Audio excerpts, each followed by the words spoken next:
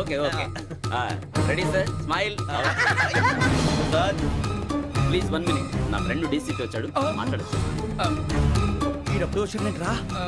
Hi Bharat. ఏరా Prasad, photos ready? ఎప్పుడో ready. రారా ఇదిగో, లోపల పార్టీ వెయిట్ చేస్తుంది. ఒక స్టిల్ తీసి వస్తా, కూర్చో. పదరా, నాకు కూడా ఫోటో చూద్దు కానీ. రా మరి.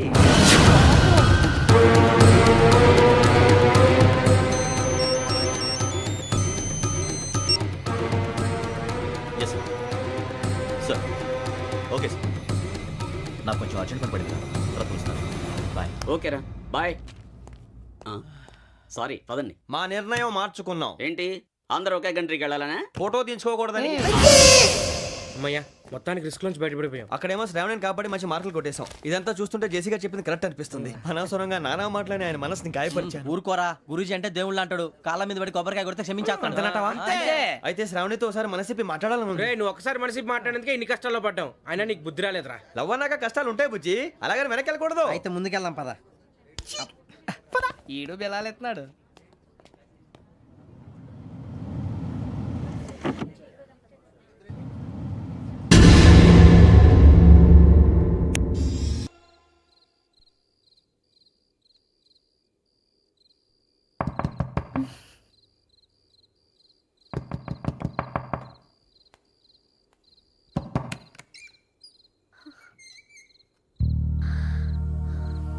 భయపడ్డారా? మీకు కావాల్సిన అన్ని తీసుకొచ్చాం. కుండ, స్టవ్, ఇంకా లాంతర. ఏమండోయ్, వంటగది సామాగ్రి అంతా ఈ కవర్ లో ఉంది. ఇవి బియ్యం. అప్పటికి కొత్తగా బ్రౌన్ అడిగాడు షాపోడు.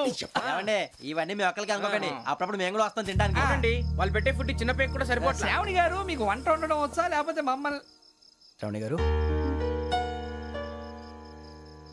ఏమైందండి? ఎవరో సంబంధం లేని వ్యక్తి నన్ను చంపాలనుకోవటం, ఏ సంబంధం లేని మీరు నన్ను కాపాడాలనుకోవటం ఆశ్చర్యంగా ఉంది. మనుషుల మధ్య సంబంధం ఏర్పడటానికి ఇంత టైం ఉంటే ఏమీ ఉండదు. ఆ సంబంధం బలపడటానికి కారణం కావాలి. మీరు మమ్మల్ని నమ్మారు, ఈ ఒక్క కారణం చాలు మేము మిమ్మల్ని కాపాడుకోవడానికి. అలాగే సంబంధం లేకుండా ఏ మనిషి ఇంకో మనిషిని చంపడు. యోగేంద్ర శర్మ మీ నాన్నగారిని చంపడానికి, మిమ్మల్ని చంపాలనుకోవటానికి ఏదో కారణం ఉంది. ఆ అవకాశం లేదు వెంకీ. మా నాన్న నాకు తెలిసి ఎవరికి ఏ అపకారం చేయలేదు. మరి వాడు మీ నాన్న ఎందుకు చంపాడు, మిమ్మల్ని ఎందుకు చంపాలనుకుంటున్నాడు? అదే తెలుసుకోవాలి.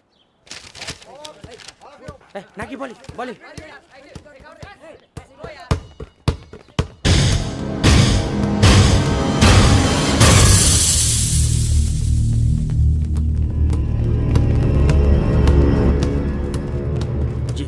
చెప్పరా?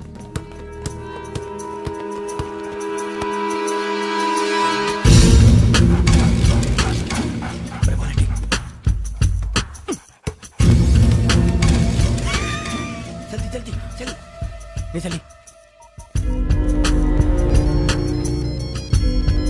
వచ్చిందా? జోలు పెట్టుకో. ఓకే, అది పెట్టేసి దా. వెంకీ ఫోన్ రా. శ్రావణి ఉంటుందిరా. హలో శ్రావణి, యోగేంద్ర శర్మ నంబర్ తీసుకో. ఓకే. 98490 98490 90690. 690. ఓకే. జాగ్రత్తగా మాట్లాడు. ఓకే.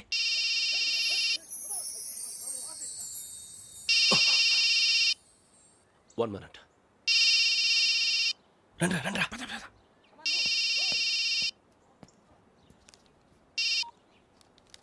హలో, శ్రావణిని మాట్లాడుతున్నాను. శ్రావణి, నన్ను 2 సార్లు చంపించాలని ట్రై చేసి మిస్ అయ్యావే, ఆ Shravani. Can you call me back after 2 minutes? Hello Rasu, నేను నంబర్ నోట్ చేసుకో. 55102435. ఈ నంబర్ ఎక్కడదో కనుక్కొని వెంటనే అక్కడికి వెళ్ళాం. ఆ అమ్మాయి అక్కడే ఉంది. క్విక్!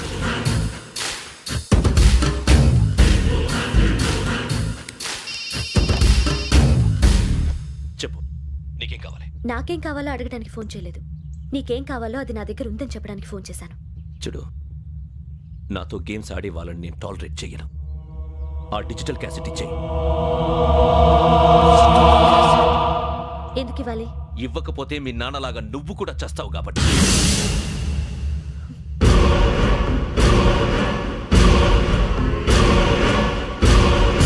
నేనెవరో తెలుసుకున్నావు, నా నంబర్ కూడా తెలుసుకున్నావు. ఇన్ని తెలుసుకున్న దానివి, ఎందుకు నా దగ్గర దాచావు? ఎందుకంటే నువ్వు నన్ను చంపాలనుకుంటున్నావు. ఎందుకంటే నువ్వు నా నంబర్ కూడా తెలుసుకున్నావు. నా నంబర్ కూడా తెలుసుకున్నావు. నా నంబర్ కూడా తెలుసుకున్నావు. నా నంబర్ కూడా తెలుసుకున్నావు. నేను ఎలాంటి వాడినో కూడా తెలుసుకునే ఉంటా.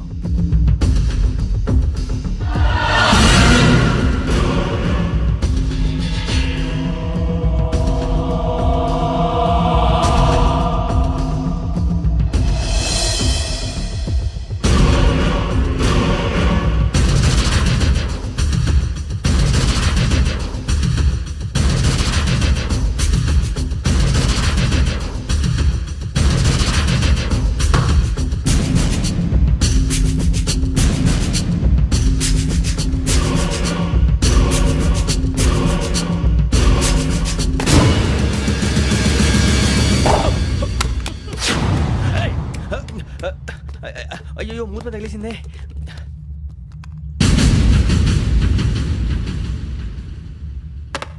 సారీ సార్, చూసుకుంటా తినేసాను. Sorry sir. గో. ఏ అనుకోకండి sir please. I said go. Hello hello shut. ఇప్పుడు ఫోన్ చేసిన అమ్మ అక్కడ పోయింది. ఇప్పుడే వెళ్ళింది.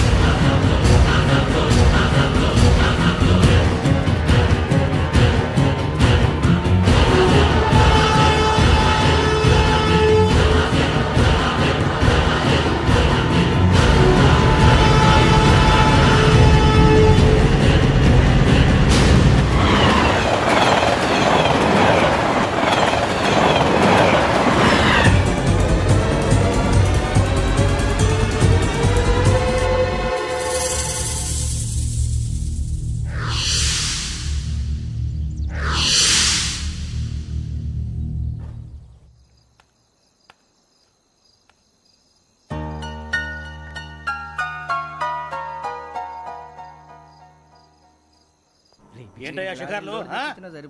తిన వరకు దాన్ని లేవండయ్యా. తెల్లవారుతో 4 గంటలకు లేవాలి. తెలుసుకున్నాడు ఎదవా. ప్రతి వాడికి ఎస్ఐ అయిపోవాలని ఈ చలికి తెల్లవారుతో 4 గంటలకు లేస్తే తెలుస్తుంది ఎస్ఐ ఉద్యోగం ఒకటి ఎట్టు.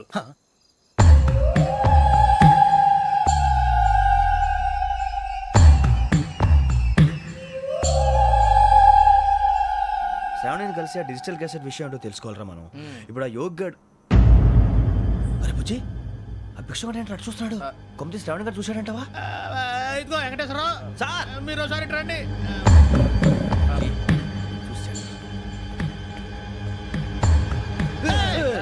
మీరా?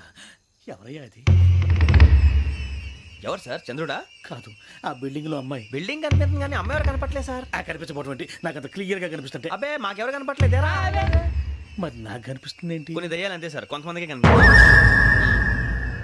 అయ్యమా ఏంటి సార్ భయపడ్డారా?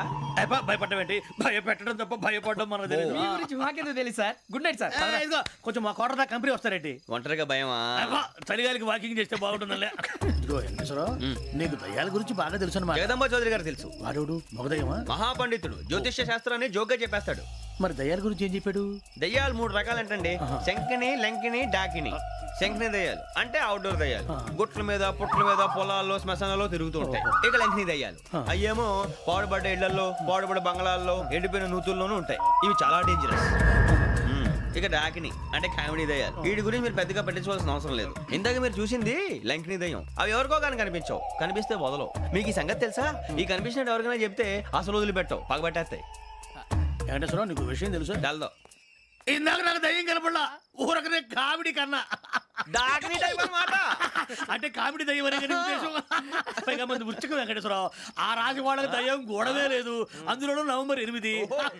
సార్ మాటల్లో మీ క్వార్టర్ వచ్చింది, క్వార్టర్ కొట్టి పడుకో. మన క్వార్టర్లో మీటర్లు లేవు కానీ ఏదన్నా ఒకవేళ అర్ధరాత్రి పూట మా క్వార్టర్లో వచ్చి పెద్ద పెద్దగా కేకలు వినిపిస్తే ఇగ్గురు చెయ్యదులు చేపట్టుకుంది మీరు సార్. నేను పట్టుకున్నా.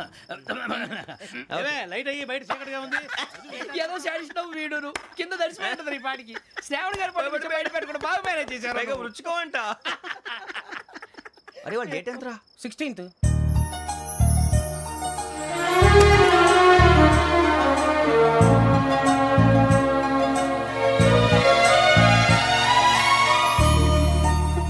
మీ పుట్టినరోజు మాకలే తెలుసు అనుకుంటున్నారా?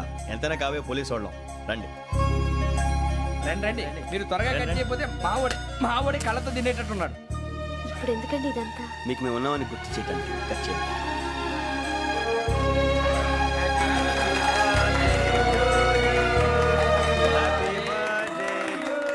హ్యాపీ బర్త్డే గారు ఆ, ఆ, ఆ. శ్రావణి గారు నాన్న గుర్తొచ్చారు. నా చిన్నప్పుడే అమ్మ చనిపోయింది. నాన్నగారు ఇంకో పెళ్లి కూడా చేసుకోలేదు.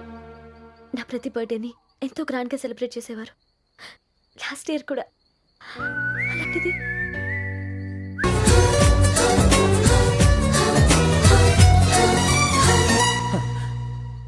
ఒక్క దయ్యమే అనుకున్నాను, మొత్తం ఫ్యామిలీయే షిఫ్ట్ అయిపోయినట్టుందే.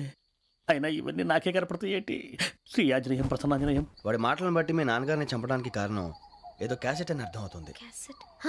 మా నాన్న ఇప్పుడు డిజిటల్ కెమెరా క్యారీ చేసేవారు. అది ఇప్పుడు ఎక్కడ ఉంది? ఆ రోజు ట్రైన్లో మిస్ అయిపోయింది. అది వాడికి దొరుకుంటే అసలు ఆ క్యాసెట్ గురించి మిమ్మల్ని అడగడు కాదు.